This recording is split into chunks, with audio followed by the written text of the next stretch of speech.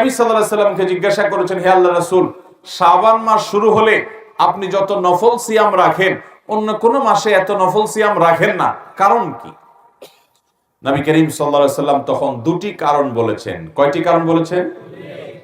Number 1, قال ذاك شهر يغفل الناس بين رجب ورمضان। তিনি বললেন যে আমি এই মাসে নফল রোজা বেশি রাখি, তার প্রথম কারণ হলো এই শাবান মাসের পরের মাসটা কোন মাস? রমাদান। আর শাবান মাসের আগের মাসটা কোনটা? রজব।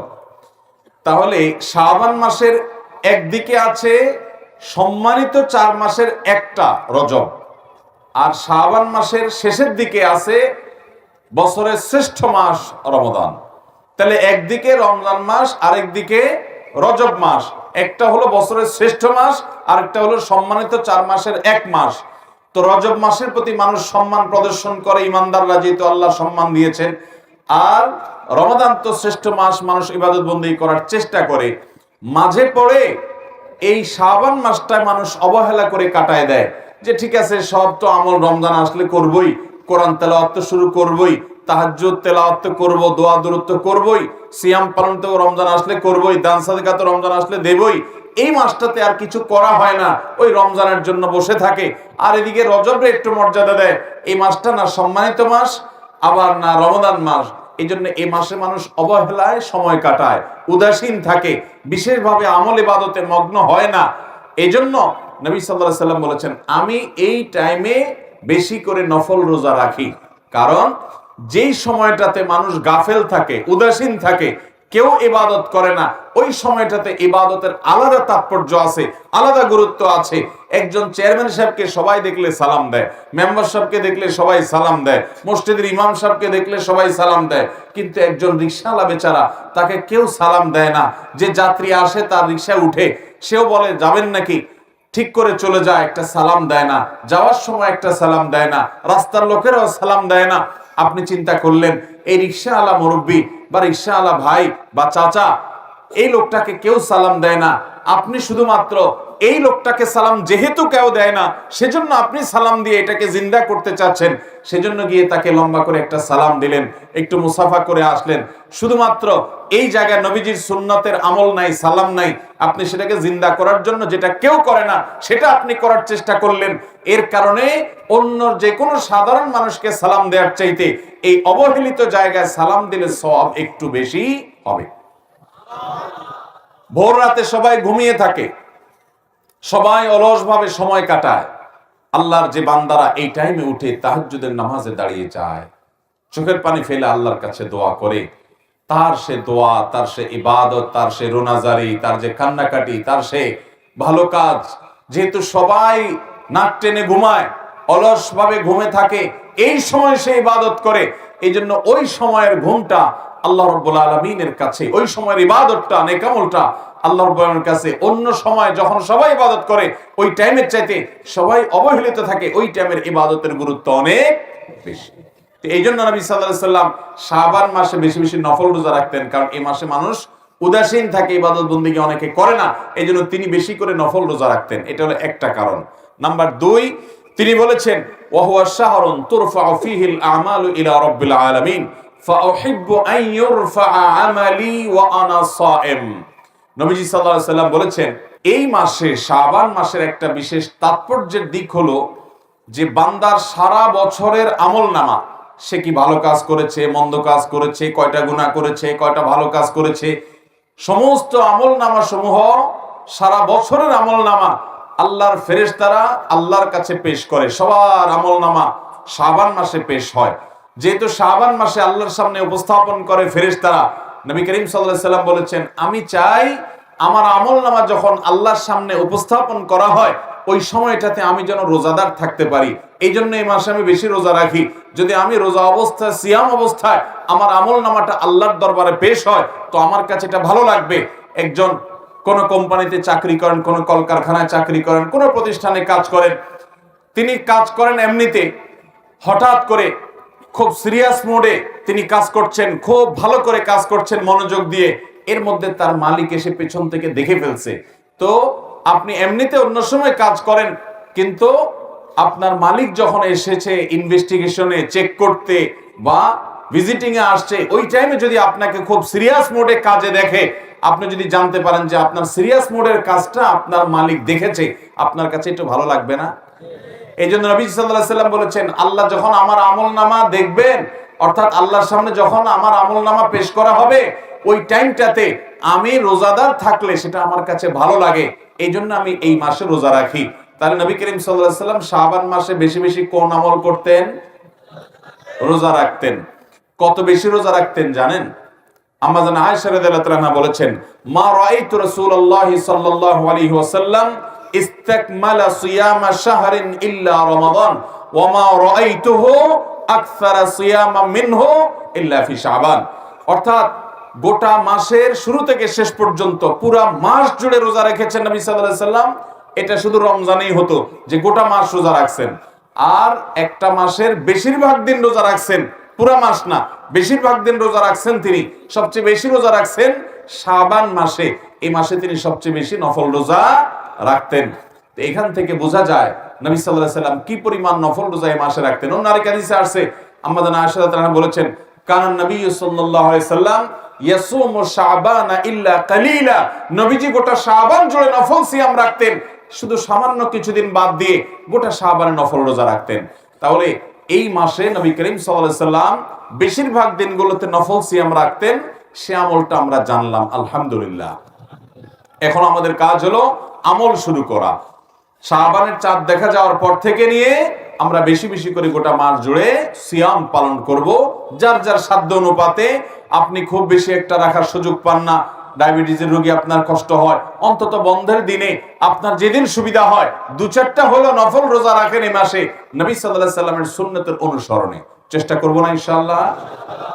এখন কেউ বলতে পারেন, শাবান মাসে আমাদের আমলনামা আল্লাহর সামনে পেশ করা হয়, আমরা জানলাম, কিন্তু আমরা এর আগে তো এও শুনেছি যে নবী করিম সাল্লাল্লাহু আলাইহি সাল্লাম সোম এবং বৃহস্পতিবার নফল রোজা রাখতেন। এবং কেন তিনি ওই দিন রোজা রাখতেন জিজ্ঞাসা করা হয়েছে, তখন জবাবে তিনি বলেছেন, বিশেষ করে সোমবার সম্পর্কে বলেছেন, সহিহ মুসলিমের হাদিসে আসছে যে ওই দিন যাকা ইয়াউমুন ওয়ালিদতু ফীহি, এই দিন আমার জন্ম হয়েছে, সেজন্য আমি রোজা রাখি। তার নবী সাল্লাল্লাহু আলাইহি সাল্লাম তার জন্মের দিনে রোজা রেখেছেন, আর আমরা জন্মের দিনে আরো বেশি করে খাই। নবী করিম সাল্লাল্লাহু আলাইহি সাল্লাম সোম বৃহস্পতিবার সিয়াম পালন করেছেন। কেন করেছেন জিজ্ঞাসা করা হয়েছে, আরেকটি কারণ তিনি বলেছেন যে এই 2 দিনে বান্দার আমলনামা আল্লাহর সামনে উপস্থাপিত হয়। এখন কথা হলো, শাবান মাসে আমলনামা উপস্থাপিত হয়, আবার সোম বৃহস্পতিবার আমলনামা উপস্থাপিত হয়, আমলনামা কয়বার উপস্থাপিত হয়?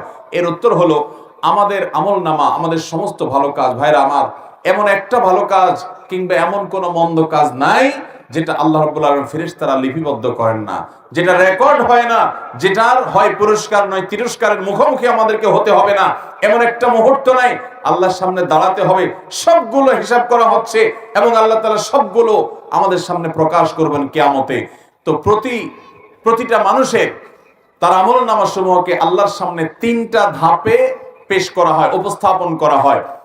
এখানে আশেপাশে কলকারখানা অনেক বেশি, আপনারা বিভিন্ন প্রতিষ্ঠানে চাকরি করেন, অনেকে আছেন, আপনাদের জন্য বুঝতে সুবিধা হবে। আপনারা আপনাদের মালিকের কাছে অথবা উপরস্থ অফিসারের কাছে, দায়িত্বশীল বসের কাছে আপনারা অনেক সময় ডেইলি রিপোর্ট দেন, অনেক সময় সাপ্তাহিক রিপোর্ট দেন, অনেক সময় মাসিক রিপোর্ট দেন, অনেক সময় বাৎসরিক রিপোর্ট দেন। এরকম সিস্টেম আছে না নাই? ঠিক একইভাবে প্রতিদিনের রিপোর্ট আল্লাহর ফেরেশতারা, দিনে যারা দায়িত্বশীল থাকেন, প্রত্যেকটা মানুষের জন্য ফেরেশতা নিয়োজিত আছে, আপনার জন্য, আমার জন্য, ওনার জন্য, সবার জন্য আছে। এই ফেরেশতারা সকালে এসে সারাদিন আমাদের আমলনামা সব লিপিবদ্ধ করে, এগুলো নিয়ে সন্ধ্যার সময় আল্লাহর কাছে জমা দেয়। আবার সারা রাত কি করি আমরা, ওইটার জন্য আলাদা ফেরেশতা এসে সকালে গিয়ে জমা দেন। এটা হলো ডেইলি রিপোর্ট। আর সোমবার বৃহস্পতিবার রিপোর্ট দেন, এটা হলো সাপ্তাহিক রিপোর্ট। আর আমাদের সারা বছরের আমলনামা জমা দেওয়া হয় শাবান মাসে, এটা হলো আমাদের বাৎসরিক রিপোর্ট। তাহলে রিপোর্ট মোট কয়বার জমা দেওয়া হয়? একবার হলো দৈনিক, আরেকটা হলো সাপ্তাহিক, আরেকটা হলো বাৎসরিক। আল্লাহর কাছে আমাদের আমলনামার হিসাব দেওয়া হয়। ভাইরা আমার, আমরা কয়জন মানুষ খবর রাখি যে আমি আজকে সারা দিনে যা করেছি সন্ধ্যার আগে আগে জায়গা মতো সব জমা হয়ে গেছে। যদি ভালো কিছু করে থাকি তার পুরস্কার যেমন দাঁড়িয়ে গেছে, মন্দ কিছু যদি করে থাকি তার তিরস্কারের ব্যবস্থাও হয়ে গেছে। কিন্তু আনন্দের কথা হলো, যদি আমাদের ভিতর সে আল্লাহর কাছে জবাবদিহিতার বোধ থাকে, তাহলে তো কিয়ামত আসার আগে আগে, মৃত্যু হওয়ার আগে আগে আমরা কোনো গুনাহ করে থাকলে চোখের পানি ফেলে তওবা করে ইস্তেগফার করে মাপ চেয়ে নতুন করে সংকল্প করে নতুন পথ চলা শুরু করব।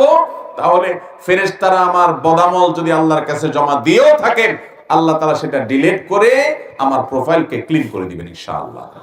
তাহলে গুনাহ করার পর তওবা করতে দেরি করব না। আল্লাহ আমাদের সবাইকে যে কোনো গুনাহ করার পর প্রতিদিন আমাদের আল্লাহর সাথে হিসাব নিকাশকে চুকিয়ে আল্লাহর কাছ থেকে নিষ্পত্তি করিয়ে নিয়ে তওবা ইস্তেগফার করে প্রতিটা নতুন দিনে নতুন করে সংকল্প করার তৌফিক দান করুন। মোহতারাম হাজরিন, তাহলে আমরা জানলাম আমাদের নবী সাল্লাল্লাহু আলাইহি সাল্লাম শাবান মাসে বেশি বেশি নফল রোজা রাখতেন। এর প্রথম কারণ হলো এই মাসটাতে মানুষ গাফেল থাকে, দুইটা গুরুত্বপূর্ণ মাসের মাঝে এটা মানুষের অনেকে অবহেলার কারণ। আর দ্বিতীয়ত হলো এই মাসে আমলনামা বাৎসরিক পেশ হয়। তো নবীজি চাইতেন যে আমলনামা পেশের সময় তিনি যেন রোজাদার থাকেন, আল্লাহ যেন তাকে রোজাদার অবস্থা দেখেন, তাহলে আল্লাহ তাআলা রহম করবেন, অনুগ্রহ করবেন তার আমলনামা পর্যালোচনা করার, বিচার করার। এই ক্ষেত্রে এই জন্য এখন কথা হলো, কোন হাদিস থেকে আমরা জানি নবী করিম সাল্লাল্লাহু আলাইহি সাল্লাম বলেছেন, আফজালুস সিয়ামি বা'দা রমাদান শাহরুল্লাহিল মুহাররম। রমাদানের পরে সবচেয়ে উত্তম নফল রোজার মাস হলো মুহররম মাস। তাহলে এই হাদিস থেকে বোঝা গেল নফল রোজার জন্য শ্রেষ্ঠ মাস হলো মুহররম। অথচ নবীজি সাল্লাল্লাহু আলাইহি সাল্লাম বেশি নফল রোজা রাখতেন দেখা গেছে শাবানে। তাহলে আমরা কোনটা করব? এর উত্তর হলো যে মুহররম মাস মূলত নফল রোজার জন্য সবচেয়ে শ্রেষ্ঠ মাস, এটাই অধিকতর বিশুদ্ধতর মত। তবে ওই মাসের পরে শাবানটাও নফল রোজার জন্য আদর্শ মাস। অতএব শাবানে এবং মুহররমে এই দোনো মাসে বেশি বেশি নফল রোজা রাখার চেষ্টা করতে হবে। আল্লাহ আমাদের সবাইকে তৌফিক দান করুন। তাহলে শাবান উপলক্ষে একটা কর্মসূচি আমরা পেয়ে গেলাম, সেটা হলো বেশি বেশি নফল রোজা। এখন কথা হলো শাবানে এত বেশি নফল রোজা নবীজি কেন রাখতেন? দুইটা কারণ তো আমরা জানলাম। তো এইটা অবহেলার মাস, সেজন্য রোজাটাই কেন নবী সাল্লাল্লাহু আলাইহি সাল্লাম রাখতেন? অন্য কোনো নফল আমল করতে পারতেন। এর হিকমত আল্লাহ তাআলা ভালো জানেন। তবে অনেক বিশেষজ্ঞ এবং অনেক বিশ্লেষক, ওলামায়ে কেরাম, ইসলামিক স্কলারগণ এক দুইটা বিশেষ কারণ, রহস্য, হিকমত উল্লেখ করেছেন। সেটা হলো রমাদান মাসে আমাদেরকে 30 দিন রোজা রাখতে হবে। আল্লাহ তাআলা ফরজ করেছেন প্রাপ্তবয়স্ক সকল ঈমানদার নারী পুরুষ সুস্থ মানুষদের জন্য। তো সেই রমজান মাসে যদি আমাদের রোজা রাখা লাগে, শাবান মাস থেকে যদি আমরা 2, 4, 10টা 20টা নফল রোজা রাখা শুরু করি, তাহলে রমজানের রোজা রাখাটা সহজ হবে। আগে থেকে অভ্যাসটা হবে, ওয়ার্ম আপ হবে, রিহার্সেল হবে, প্রস্তুতি নেওয়া হবে। হঠাৎ করে যদি রমজান রোজা শুরু করেন, অনেকে দেখা যায় সারা বছর রোজা রাখেন না, তো দেখা যায় হঠাৎ করে রমজান রোজা রাখার কারণে সে অসুস্থ হয়ে পড়ে, কিংবা তার রোজার সাথে সে শুরু করতে পারে না, অসুবিধা তৈরি হয়। এই জন্য নবী সাল্লাল্লাহু আলাইহি সাল্লাম হয়তোবা আগে থেকে প্রস্তুতি নিয়ে নিতেন। 5 ওয়াক্ত নামাজের আগে, অনেক নামাজের আগে সুন্নত নামাজ আছে না নাই? যোহরের আগে সুন্নত নামাজ আছে না নাই? ফজরের আগে সুন্নত আছে না নাই? আবার কোন কোন নামাজের পরেও কি আছে? সুন্নত। ফরজ ভার্সনের ইবাদতের আগেও সুন্নত থাকে, পরেও সুন্নত। এই সুন্নতের একটা কারণ এটাও, যদি বান্দার কিয়ামতের দিন ফরজের মধ্যে কোনো ঘাটতি থাকে, তাহলে নফল বা সুন্নত দিয়ে আল্লাহ তাআলা সেই ঘাটতি পূরণ করে দিবেন। আর সুন্নাতের রিহার্সেলের মাধ্যমে ফরজটা যাতে সুন্দরভাবে হয়, সেটার জন্য প্রস্তুতির জন্য এই ব্যবস্থা আল্লাহ তাআলা রেখেছেন। ঠিক একইভাবে রমাদানের 30 দিনের যে ফরজ রোজা আমাদেরকে রাখতে হবে, তার আগে শাবানে কিছু নফল রোজার অভ্যাস করা, আবার শাবানের পরে শাওয়ালের 6 রোজা রাখা। ওই 5 ওয়াক্ত নামাজের আগে পরে যেরকম সুন্নত নামাজ আছে, রমজানের ফরজ রোজার আগে সুন্নত রোজা আছে, পরেও শাওয়াল মাসে সুন্নত রোজা আছে। অতএব এই রোজাগুলো রাখবো তো ইনশাআল্লাহ। আমরা অনেকে আছি, এটা জীবনে প্রথম শুনছি যে শাবান মাসে আবার বেশি বেশি নফল রোজা রাখতে হয়। তবে শাবান মাস সম্পর্কে আমাদের আরেকটা জিনিস জানতে হবে। রোজা রাখতে হবে এটা তো আমরা জানলাম, আরেকটা জিনিস জানেন, সেটা হলো শাবান মাসের শেষের দিকে রোজা রাখা উত্তম না। রোজা রাখতে হবে শুরুর দিকে, মাঝের দিকে, এই দিনগুলোতে। শেষের দিনগুলোতে নবী সাল্লাল্লাহু আলাইহি ওয়াসাল্লাম রোজা রাখতেন না। কারণ হলো শেষের দিনগুলো যদি টানা রোজা রাখেন, তাহলে রমজান আর গায়রে রমজানের ভিতরে পার্থক্য হবে না। এই জন্য আপনি শাবানের শেষের দিকে আর রোজা রাখবেন না, আপনি রোজার জন্য অপেক্ষা করবেন, রমজান থেকে শুরু করবেন। না হলে রমজানের আলাদা কোনো বৈশিষ্ট্য এটা বোঝা যাবে না যে টানা রোজা রাখছেন আপনি। এই জন্য শেষের দিকে নবীজি সাল্লাল্লাহু আলাইহি ওয়াসাল্লাম এই মাসের রোজা রাখতেন না। বিশেষ করে একেবারে শেষের দিন, যেটা শাবানের লাস্টের দিন, যেটাকে বলা হয় ইয়াউমুশ শক বা সন্দেহের দিন।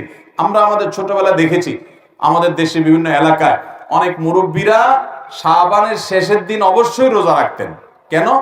তারা মনে করতেন শাবানের চাঁদ, এটা রমজানের চাঁদ দেখা যায় নাই শাবানের শেষের দিন। ধরুন শাবান 30 হলো, তো 29 তারিখে চাঁদ দেখা যায় নাই সারা দেশে, ওনারা 30 তারিখে শাবান, কিন্তু সেদিন তারা রোজা রাখতেন। কেন? মনে করতেন যে যদি চাঁদ দেখা যারা যায় নাই বলছে, হয়তো চাঁদ উঠছে তারা দেখে নাই, মিস করে গেছে, তাহলে আমার রোজাটা রমজান হয়ে গেল যদি চাঁদ উঠে থাকে, আর যদি চাঁদ না উঠে থাকে তাহলে শাবান হয়ে গেল। তো এইরকম চান্সে রোজা রাখে, এরকম কোন চান্সে রোজা রাখার নির্দেশ ইসলামে। নবী সাল্লাল্লাহু আলাইহি সাল্লাম বলেছেন, দামা ইউরিবুকা ইলা মা লা ইউরিবুক, তোমার যা সন্দেহ হয় এটাকে সন্দেহের ঊর্ধ্বে উঠে সেই ইবাদতের দিকে নিয়ে যাও, সন্দেহপূর্ণ কিছু করা যাবে না। এই জন্য শাবানের শেষের দিনে রোজা রাখা নিষেধ, শেষের দিকে রোজা রাখবো না, বরং পুরো মাস রোজা রাখবো। শাবান উপলক্ষে তৃতীয় কথা হলো, আম্মা জান আয়েশা রাদিয়াল্লাহু তাআলা আনহা, তিনি সারা বছরের যে তার ফরজ রোজা, ভাঙতি রোজা ছিল, মহিলা মানুষ হওয়ার কারণে রমজানে তার যে ভাঙতি রোজা থাকতো সেগুলো সারা বছর তিনি রাখতে পারতেন না। কেন রাখতে পারতেন না? কারণ একদিকে সোমবার, বৃহস্পতিবার, আইয়াম বীজের রোজা এগুলো নবীজি রাখতেন, তিনিও রাখতেন, আর বাকি দিনগুলোতে নবী করিম সাল্লাল্লাহু আলাইহি সাল্লাম তার সাথে থাকতেন, কখন নবীজির হক আদায় করতে হয় সেজন্য তিনি রোজা রাখতে পারতেন না। এগুলো শেষ পর্যন্ত শাবানে আসলে নবীজি পুরো মাসই নফল রোজা বেশিরভাগ রাখতেন দিনগুলো, ওই ফাঁকে তিনি তার ফরজ রোজাগুলো রাখতেন। এই জন্য এখান থেকে বোঝা যায়, যদি আমাদের কারোর আগের বছরের ভাঙতি রোজা থাকে, অসুস্থতার কারণে, সফরের কারণে, মহিলাদের মাসিকের কারণে, তাহলে সেই রোজাগুলো শাবানের মধ্যে রেখে ফেলা উচিত। এটা হলো শাবান উপলক্ষে তৃতীয় গাতব্য বিষয়। প্রথম গাতব্য বিষয়, বেশি বেশি নফল রোজা রাখবো। কেন? দুই কারণ বলেছি। দ্বিতীয় গাতব্য বিষয় বলেছি যে শাবান মাসে বেশি রোজা রাখবো, ঠিক আছে, কিন্তু শাবানের শেষের দিন রোজা রাখবো না, শেষের দিকে রাখবো না। তৃতীয় গাতব্য বলেছি, কাজা বা ভাঙতি রোজা যদি আগের বছরে থাকে তো এই শাবান মাসের মধ্যেই সেটা রেখে ফেলতে হবে, কারণ রমজান আসলে নতুন রোজা রাখতে হবে, আগেরগুলা ক্লিয়ার করে ফেলা উচিত। আর চতুর্থ গাতব্য বিষয় হলো যে শাবান মাসে আমরা রমজানের প্রস্তুতি নিতে হবে। কিসের প্রস্তুতি নিতে হবে? কিভাবে প্রস্তুতি নেবেন আমি বলি। আমাদের দেশের রমজানের প্রস্তুতি নেওয়ার একটা চিত্র আছে ভাই। চিত্র হলো, ধরুন সাধারণ মানুষ রমজানের প্রস্তুতি নেয় কিভাবে। রমজানের আগে দেখবেন, শাবানের বিশেষ করে শেষের দিনগুলোতে দেখবেন যে বাজার থেকে তেল, চিনি, সয়াবিন, ভুসি, ছোলা, খেজুর এগুলো কিনতে কিনতে মানুষ কাহিল হয়ে যায়। কারণ রমজান আসতেছে। কারণ কি? রমজান আসছে, তার প্রস্তুতি হিসাবে ছোলা, চিনি, বেগুন, বেসম আর তেল, খেজুর এগুলা কিনতে কিনতে আমরা কাহিল। আমাদের কেনার স্টাইল দেখে মনে হয় যে একটা খানার মাস আসতেছে। এই পরিমাণ ক্রাইসিস প্রতি বছর রমজান উপলক্ষে হয় যে বাজার সামলাইতে গিয়ে সংশ্লিষ্ট যারা আছে বেচারাদের গলদঘর্ম হয়ে যেতে হয়, অবস্থা কাহিল হয়ে যায়। কারণ এই পরিমাণ খায় পাবলিক যে খানার ডিমান্ড এই পরিমাণ হয় যে বাজারে সাপ্লাই দিয়ে পারে না। এই চান্সে আপনার দাম বাড়ায় দেয় অসাধু ব্যবসায়ীরা। অথচ রোজার মাসে আল্লাহ তাআলা দিনের বেলায় পুরাটাই খানা বন্ধ করে দিয়েছেন। অন্য সমস্যাতে এই সময় খানা আরো কম হওয়ার কথা, কিন্তু আমরা এসা খানা খাই। আবার এই বেশি খানা খাওয়ার জন্য একটা জাল হাদিস বানায় নিয়েছে। সেটা কি? রমজানে খানার কোনো হিসাব নাই। শুনছেন নি আপনারা এই হাদিস? রমজানে খানার নাকি হিসাব নাই। আরে ভাই, রমজানে খানার হিসাব আরো বেশি দেওয়া লাগবে, কারণ ইবাদতের মাস। তুমি বিনা হিসাবে খাইলা, রমজান মাসে দুপুরবেলা খাইলা, যে খানার হিসাব নাই, মুগুর একটাও নিচে পড়বে? ভাইরা আমার, রমজানের প্রস্তুতি দুঃখজনক। আমরা আম জনতার প্রস্তুতি হলো বাজার করে আমরা রমজানের প্রস্তুতি নেই। আর দোকানদারদের প্রস্তুতি কি? বিশেষ করে মুদি দোকানদারদের প্রস্তুতি হলো রমজান আসছে, চিনির বস্তা, সোলার বস্তা যা আছে এগুলো সব দূরে সরে আউট কর, নাই কিছু নাই, এরপর দাম বাড়ায় তারপর বিক্রি করবো। তাহলে মাল গুদামজাত করা এটা হলো অনেক ব্যবসা, অসাধু ব্যবসায়ীদের রমজানের প্রস্তুতি। আর মাল কিনতে কিনতে কাহিল হওয়া এটা হলো আমাদের রমজানের প্রস্তুতি। আর মিডিয়াগুলো, টেলিভিশন চ্যানেলগুলো, বিভিন্ন যারা এই টাইপের এই জগতে আছে তাদের প্রস্তুতি হলো তারা ঈদের সিনেমা, ঈদের নাটক কোনটা বাইর করবে না করবে, এগুলো তাদের রমজানের প্রস্তুতি। আর রাজনৈতিক দল যারা করেন, সব রাজনৈতিক দলগুলা তাদের প্রস্তুতি হলো রমজান মাস আসছে, রাজনীতি তো এই মাসে খুব একটা করে জুত করে পাওয়া যাবে না, সমাবেশ মিছিল কিছু জমবে না, তো ইফতার পার্টির নামে রাজনীতি করার জন্য ছক আঁকা শুরু করে।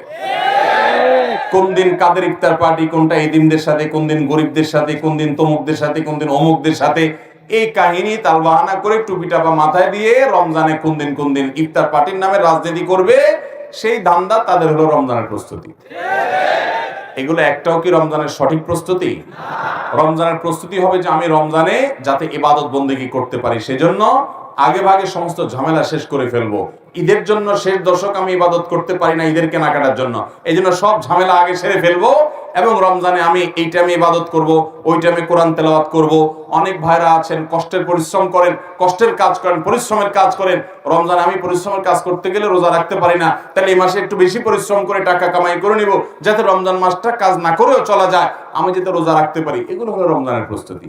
আল্লাহ তাআলা আমাদের সবাইকে রমজানের সঠিক প্রস্তুতি গ্রহণ করার তৌফিক দান করুন। তাহলে শাবান উপলক্ষে চতুর্থ জ্ঞাতব্য বিষয় হলো আমাদেরকে রমজানের জন্য সঠিক প্রস্তুতি নিতে হবে। ভাইরা আমার, আমরা অনেকেই গত রমাদানে অনেক মানুষকে দেখেছি তারা মাটির উপরে ছিলেন, আমাদের সাথে চলাফেরা করেছেন। এই রমাদানে তারা মাটির নিচে চলে গেছেন, আছে না নাই? আমার আব্বাজান রহমতুল্লাহ আলাই গত রমাদানে ক্যান্সারে আক্রান্ত ছিলেন। রমজানের শেষ দশক তিনি ইতিকাফে বসেছেন। আমার বুঝ জ্ঞান হয়েছে থেকে নিয়ে ছোটবেলা থেকে আমার মনে পড়ে না যে রমজানের শেষ 10 দিন আমার বাবাকে আমি কোনোদিন ঘুমাইতে দেখছি, কোনোদিন মনে পড়ে না। সারা জীবন আল্লাহর বান্দা চায়ের একটা ফ্লাস সাথে নিয়ে ইবাদত বন্দেগী, জিকির, আজকার। আর যে মসজিদে কেউ ইতিকাফে বসে না, ওই মসজিদে লোকজন নিয়ে ইতিকাফে বসা। গত রমজানে ক্যান্সারে ভয়াবহ অবস্থা, ডাক্তাররা রীতিমতো তার বেঁচে থাকার কোনো সম্ভাবনা নাই সেরকম একটা আভাস ডাক্তাররা অনেক আগে থেকে পেয়ে গেছেন, অথচ তিনি ওই অবস্থা শেষ দশক পুরাটা ইতিকাফ করেছেন।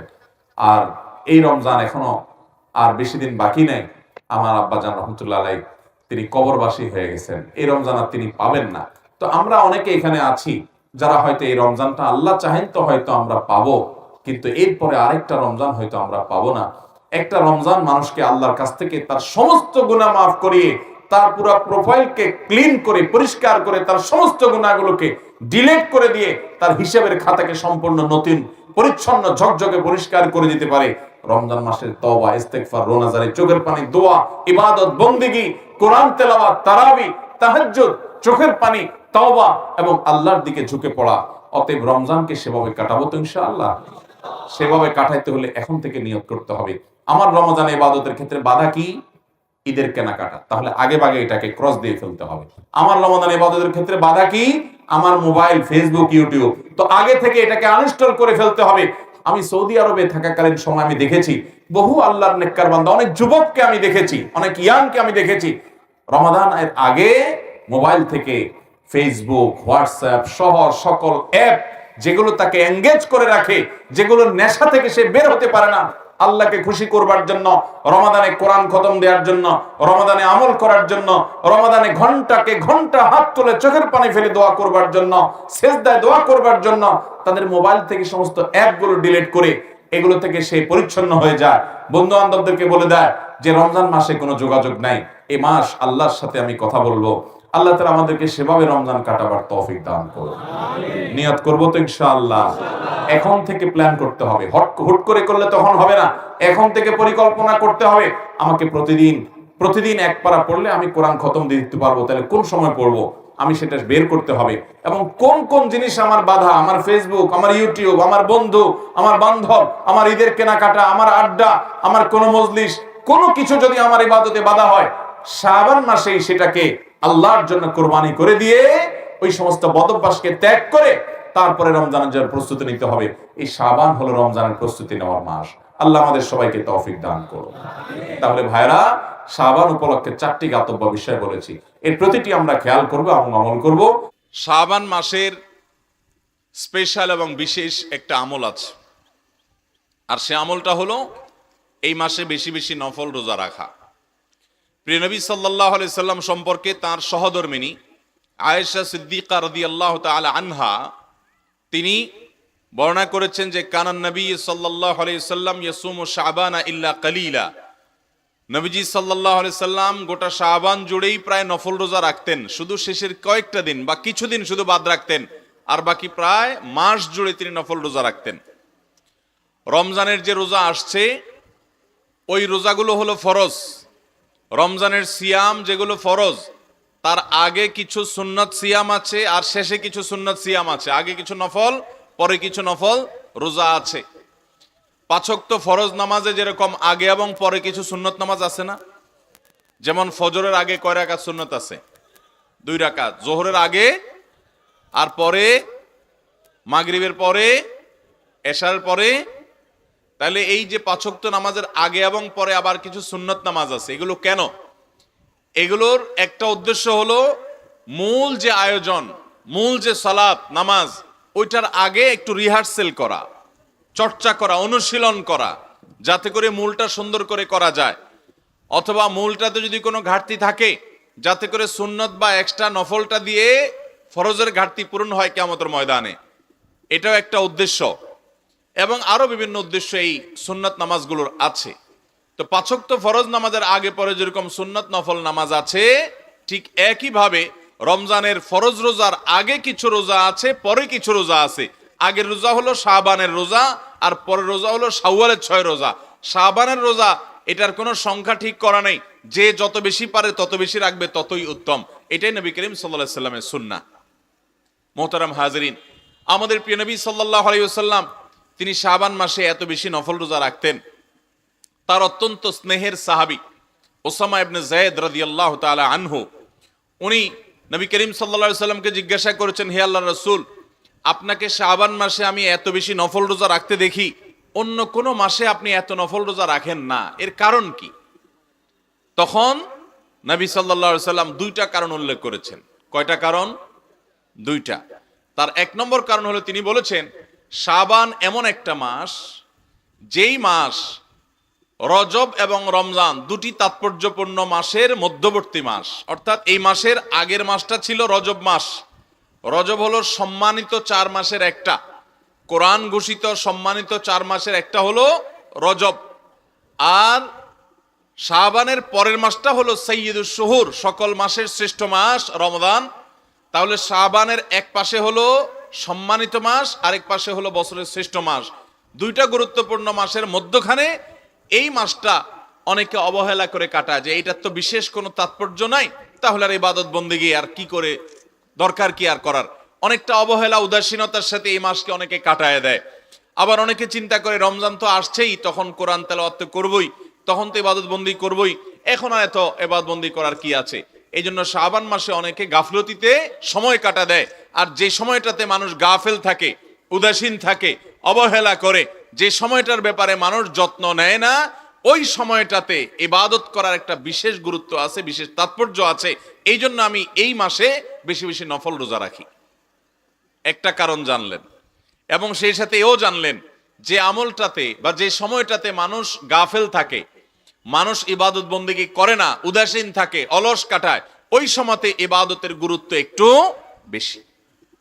একটা মানুষ, তাকে সবাই সালাম দেয়, আপনিও সালাম দিলেন, সওয়াব পাবেন।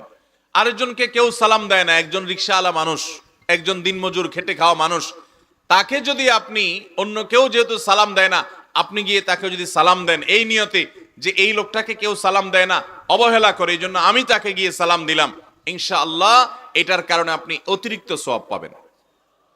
একটা মানুষকে সবাই দান করে, আরেকজনকে কেউ দান করে না, যাকে দান করে না আপনি গিয়ে তাকে দান করলেন, এর কারণে আল্লাহর কাছে আপনি অতিরিক্ত সওয়াব পাবেন। মোহতারাম হাজরিন, ঠিক একইভাবে ভোর রাতে যখন মানুষ সবাই ঘুমায় থাকে, অলস থাকে, ওই টাইমে কেউ যদি উঠে তাহাজ্জুদের নামাজ পড়ে, রোনাজারি করে, চোখের পানি ফেলে, দোয়া করে, কান্নাকাটি করে, সেজদায় লুটিয়ে পড়ে, আল্লাহর সাথে কথা বলে, তো দিন এবং রাত অন্য যে কোনো সময় ইবাদতের চাইতে শ্রেষ্ঠ ইবাদত হয় এটা। আল্লাহর সবচেয়ে কাছাকাছি যাওয়া যায়, সবচেয়ে বেশি নিজের কথাগুলোকে পেশ করা যায় ভোর রাতে তাহাজ্জুদের সময়। তাহলে যে সময়গুলোতে, যে জায়গাগুলোতে, যে আমলগুলোতে মানুষ অবহেলা করে, সেগুলোর আলাদা একটা গুরুত্ব থাকে, বিশেষ করে সেগুলোতে ইবাদত বন্দেগী করার। এই হাদিস থেকে আমরা জানলাম নবী করিম সাল্লাল্লাহু আলাইহি সাল্লাম এই মাসে বেশি বেশি নফল রোজা কেন রাখতেন। তার দ্বিতীয় কারণ বলেছেন তিনি, যাকা শাহরুন তুরফাউ ফীহিল আমালু ইলা রাব্বিল আলামিন ফাউহিব্বু আন ইউরফা আমালি ওয়া আনা সাইম। তিনি বলেছেন, শাবান মাসে বান্দার আমলনামা আল্লাহর কাছে ফেরেশতারা পেশ করেন, তো আমি চাই আমার আমলনামা যখন পেশ করা হবে, আল্লাহর সামনে যখন উপস্থাপন করা হবে, ওই সময়টাতে আমি যেন রোজাদার থাকি, আমার রোজা অবস্থায় আমলনামা পেশ হোক, এটা আমি পছন্দ করি, ভালোবাসি। কারণ ডিউটি রত অবস্থায় যদি মালিক দেখে ফেলে, তাহলে শ্রমিকের ভালো লাগবে, ঠিক একইভাবে আমার মালিকের কাছে আমার আমলনামা পেশ করা হচ্ছে, ওই টাইমে যদি আমি রোজা অবস্থায় থাকি তো আল্লাহ তাআলা আমার আমলনামা রহমতের সাথে দেখবেন, অনুগ্রহের সাথে দেখবেন, তার রহমত আমি লাভ করব। এই আশা আমি এই মাসে নফল রোজা রাখি।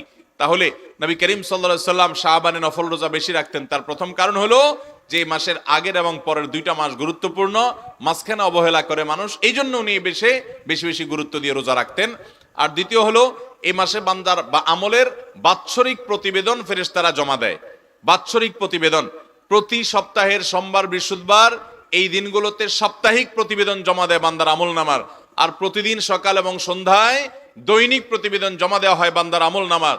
তাহলে আমাদের সমস্ত আমলনামা, ভালো কাজ কিংবা মন্দ কাজ যাই করি না কেন, এটা আল্লাহর সামনে পেশ করেন ফেরেশতারা 3 দফায়: প্রাত্যহিক, প্রাত্যহিক, সাপ্তাহিক এবং বাৎসরিক। প্রাত্যহিকটা সকাল এবং সন্ধ্যায়, রাতের ফেরেশতারা সকালে গিয়ে আল্লাহর কাছে জমা দেন, সকালে আসা ফেরেশতারা সারাদিন থেকে সন্ধ্যায় গিয়ে আল্লাহর কাছে জমা দেন, আর সারা রাত থাকা ফেরেশতারা সকালে গিয়ে জমা দেন।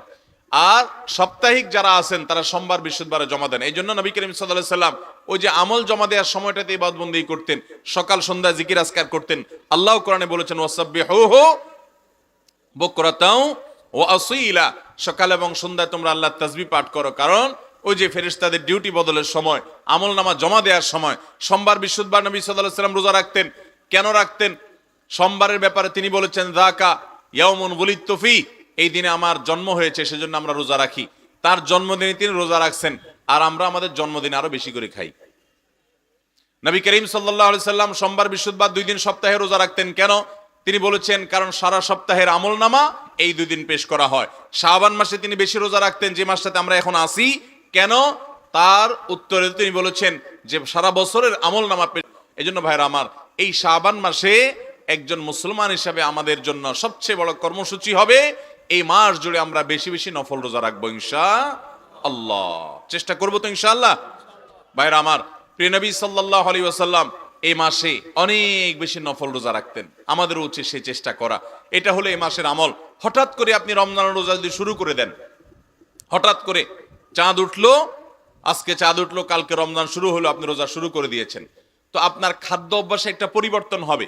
সারাদিন বা সারা বছর আপনি যেভাবে খাদ্য অভ্যাস ছিল আপনার, হঠাৎ করে 1 মাসের জন্য পুরো খাদ্য অভ্যাস পরিবর্তিত হয়ে যাবে।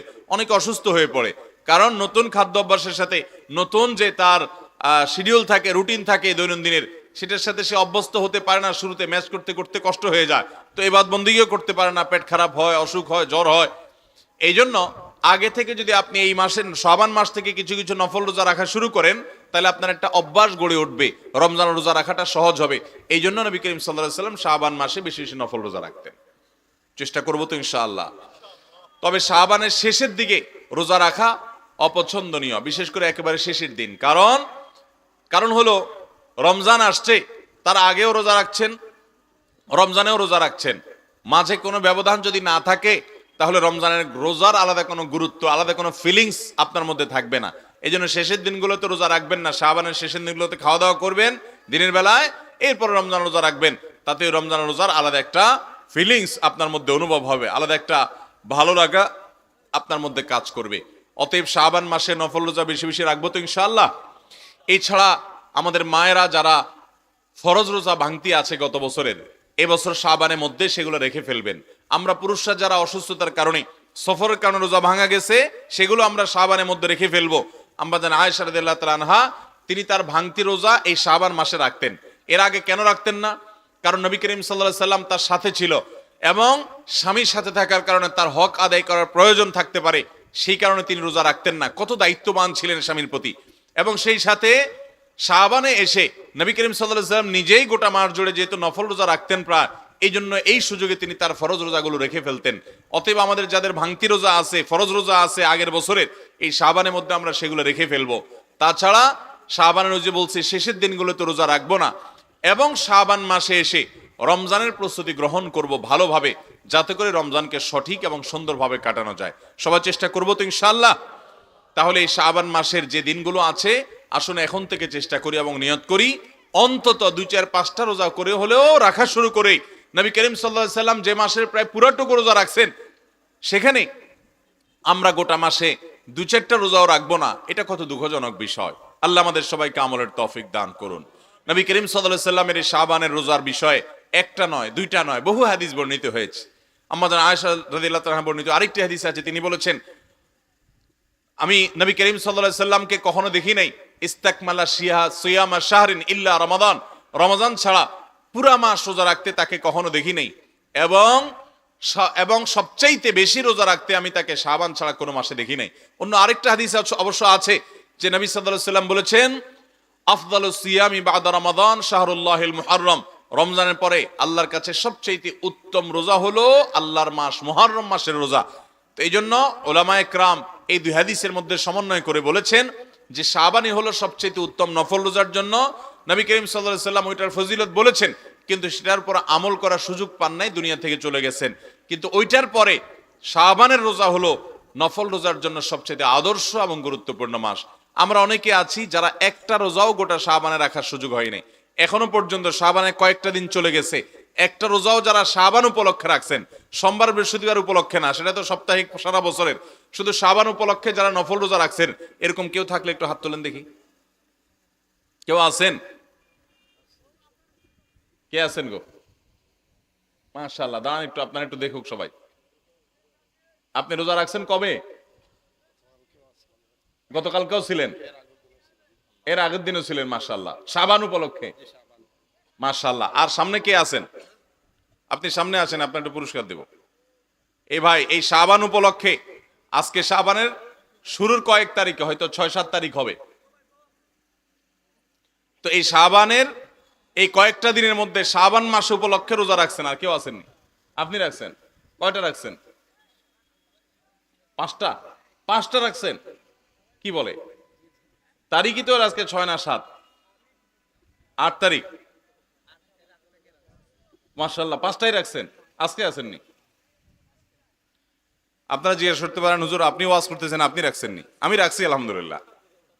আজকে রাখতে পারি না, শরীরটা খারাপ, না হলে রাখার নিয়ত ছিল, শরীরটা খুব অসুস্থ লাগতেছে, এই জন্য রাখতে পারি নাই, কিন্তু আমি রাখছি আলহামদুলিল্লাহ।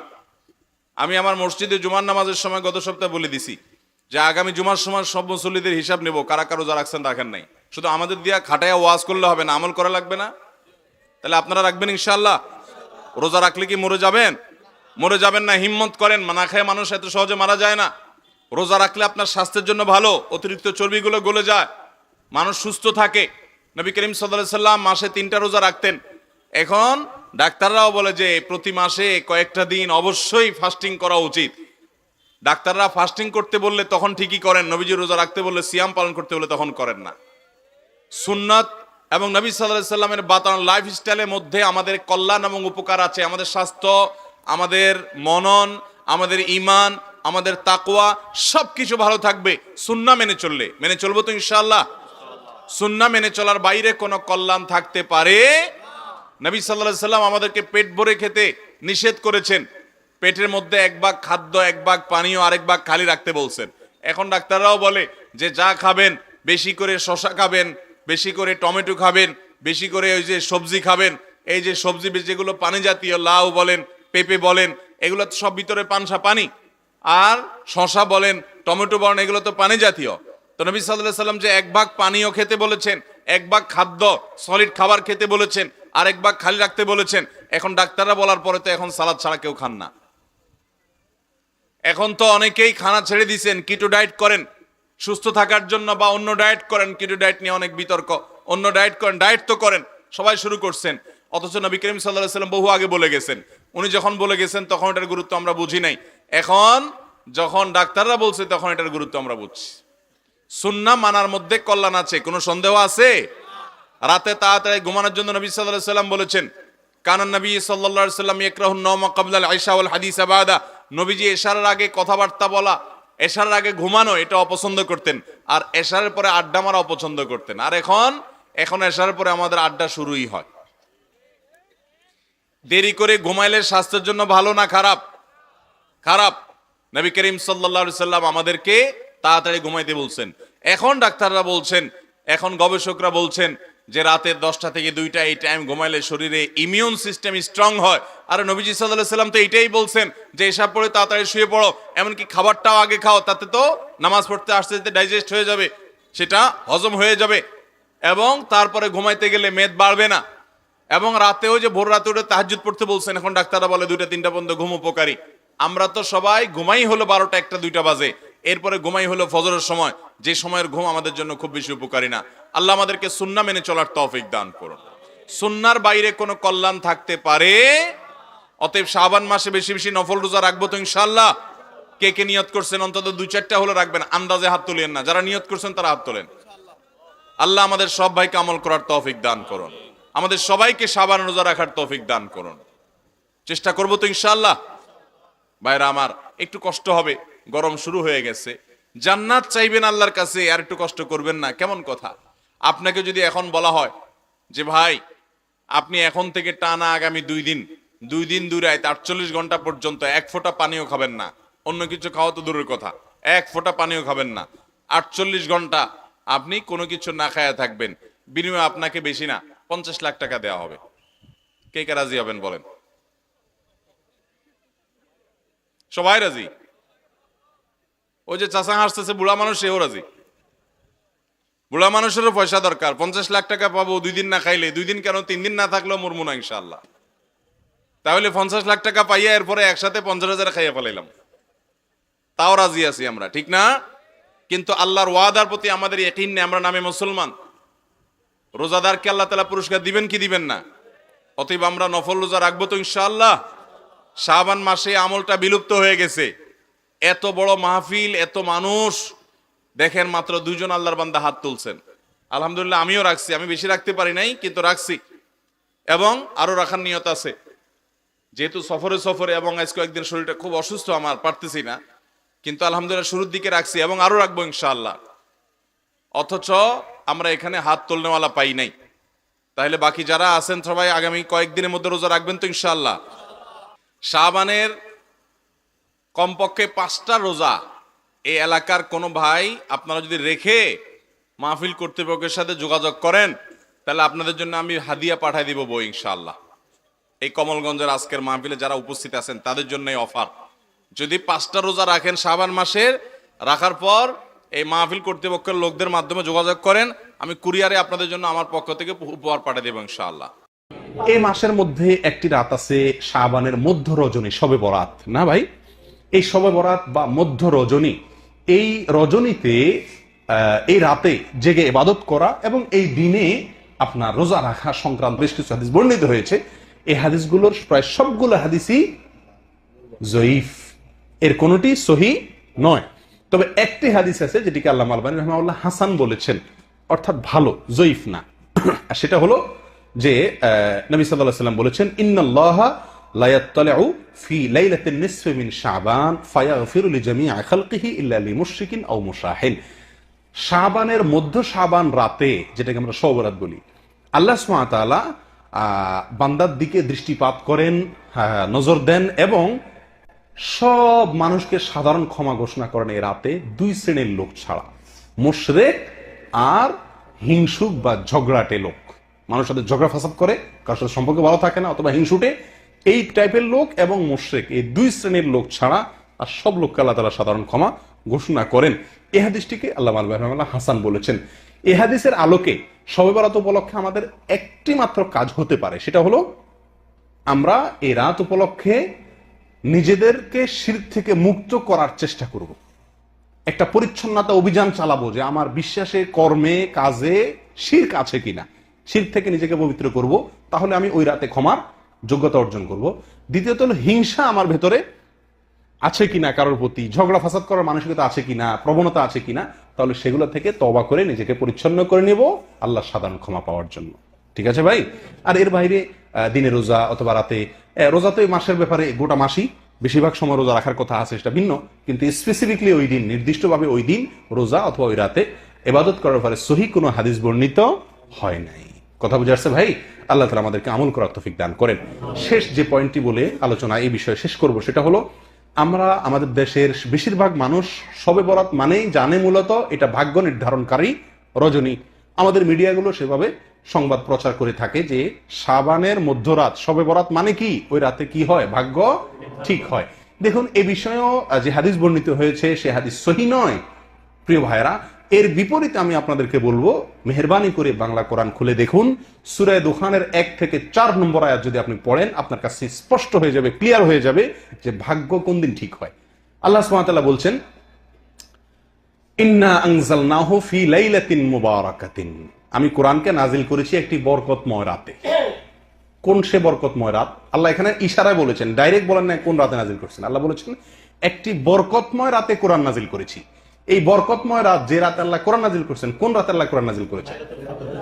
লাইলাতুল কদরে। প্রমাণ আল্লাহ কোরআনেই বলছেন, অন্য আয়াতে, অন্য জায়গায় বলেছেন ইন্না আনজালনাহু ফি লাইলাতিল কদর।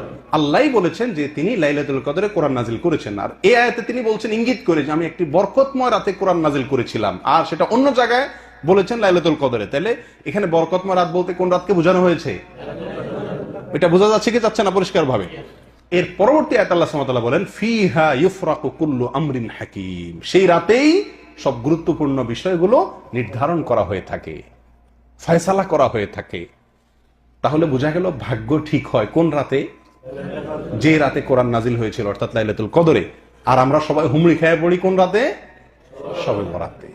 অতএব শবে বরাত উপলক্ষে ইবাদত অথবা নফল সিয়াম, এটি সহিহ হাদিস দ্বারা সাবিত নয়। তবে এই রাতে আল্লাহ সুবহানাহু ওয়া তাআলা আমাদেরকে মাফ করেন বলে, সাধারণ ক্ষমা করেন বলে হাদিস থেকে বোঝা যায়, একটি হাসান স্তরের হাদিস থেকে বোঝা যায়।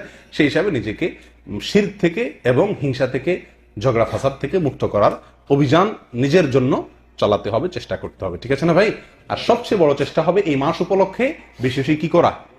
নফল সিয়াম রাখার চেষ্টা করতে হবে। আল্লাহ সুবহানাহু ওয়া তাআলা আমাদের সকলকে শাবান মাসের ফজিলত এবং মর্যাদা বুঝে আমল করার তৌফিক দান করেন।